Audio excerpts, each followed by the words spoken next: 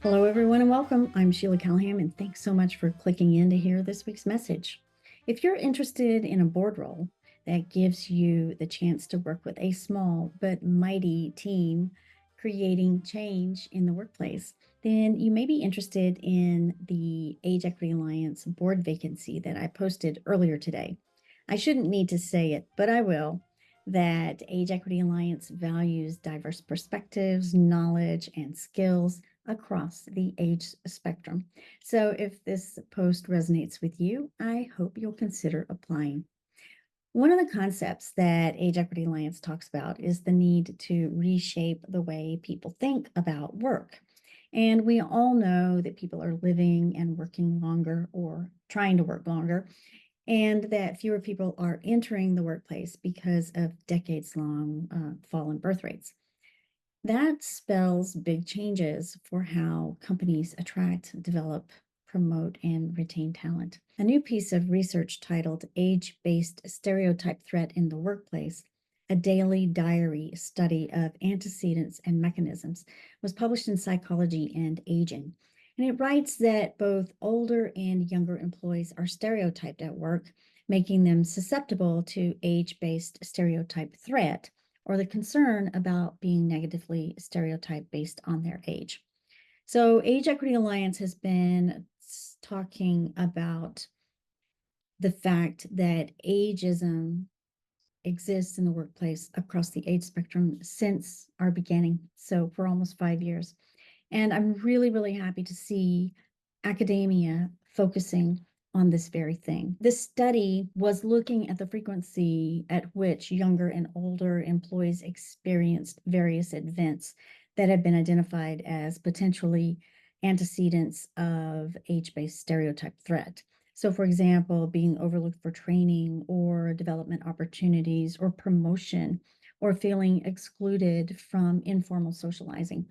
As predicted and not surprising, the study found that employees who responded more frequently with experiences like this subsequently reported greater feelings of stereotype threat, which in turn increases stress, reduces energy, and feelings of belonging. Several years ago, I began talking about what I called the shadow threat of ageism, and that term specifically applied to the threat that younger employees begin to feel for their employer when they realize that that work culture has an unspoken age limit to certain opportunities, for example, in technology or in media. And what happens is once a younger employee sees that cap, maybe they see older workers being pushed out, or they notice that the talent pools for vacant positions are all under a certain age. Once they see that and they connect the dots, then they realize that their own future is limited by this perception that age is a factor in the ability to contribute successfully to the workplace, which of course we know it's not. It's important for employers to understand the connection between a workplace culture where ageism is present and not addressed, and how that negatively impacts productivity, retention, and the overall sense of employee well-being. Employee belonging has long been linked to increased productivity, reduced absenteeism, and employee loyalty, as well as this willingness to speak positively about the company internally and externally.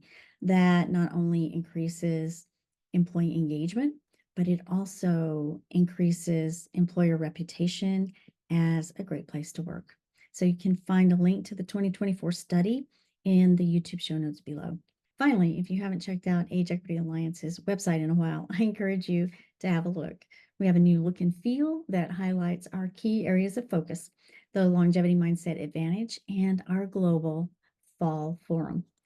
At the Longevity Mindset Advantage page, you can sign up to receive our soon to be released white paper and the Global Fall Forum, which is offered virtually this year in 3 geographies across the world, October 15, 16, and 17. Early bird registration is now open. You can gain access to all 3 events if you're feeling adventurous for just $139. This year's Global Fall Forum boasts 25 speakers.